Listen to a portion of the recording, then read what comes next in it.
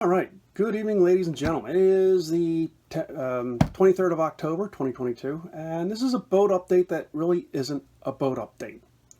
Up front, I apologize for the lousy lighting. The lighting here in my office really isn't conducive to video recording, but it's all I've got to work with at the moment. On Saturday, I woke to angry allergens that were conducting a full-scale frontal assault on my sinuses. Anybody with seasonal allergies or severe allergies knows what I'm talking about. I almost had to go with the nuclear option of using a neti pot, and any of you who have flushed out your sinuses knows how that feels. Saturday afternoon, I had a previous commitment where I served as duty pyromaniac. I mean BTC, and no, my Navy shipmates, that's not what you're thinking. Not boiler tech chief, more as bonfire technician with an honorary rank of chief. That was great fun, spending time with Navy shipmates and others. So I spent today, Sunday, completing some house chores since the weather service was forecasting 70 to 80% rain for the afternoon. And with my luck, as soon as I stepped out the front door, it started raining. And while the cabin on ELCADA is spacious, I need to move things in and out and didn't want to risk them getting wet. So I stayed home where I have plenty of boat-related stuff, tasks to complete.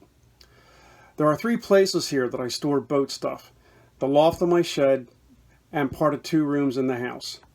I spent part of the day cleaning out the smallest bedroom so as to store many of the boat items with some degree of organization. I say that because last week I discovered I had mistakenly ordered duplicate sets of navigation lights. Not a costly error, but not one I want to repeat. I'll be spending the rest of this week after my day job organizing and inventorying what I have.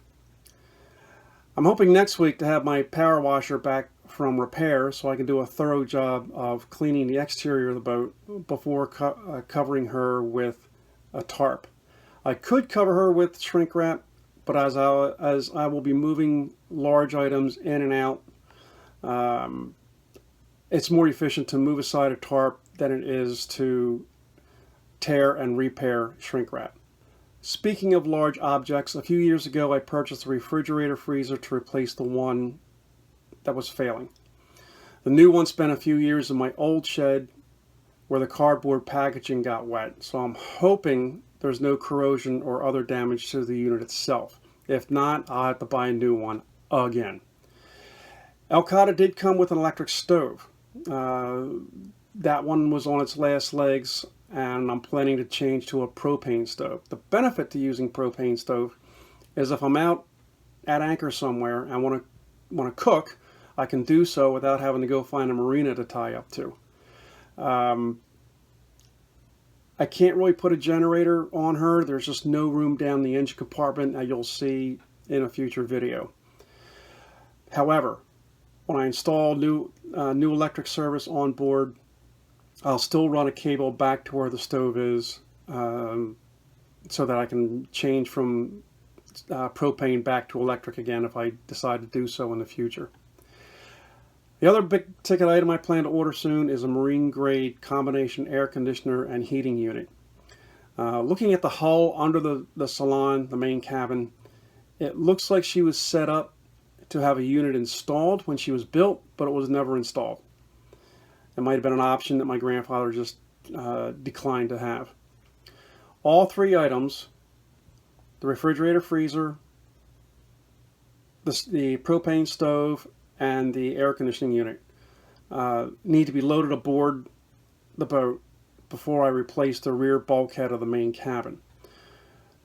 We'll get into that in another video. But when I started her refit, it became obvious that this bulkhead had become severely deteriorated from the inside out and needed to be replaced.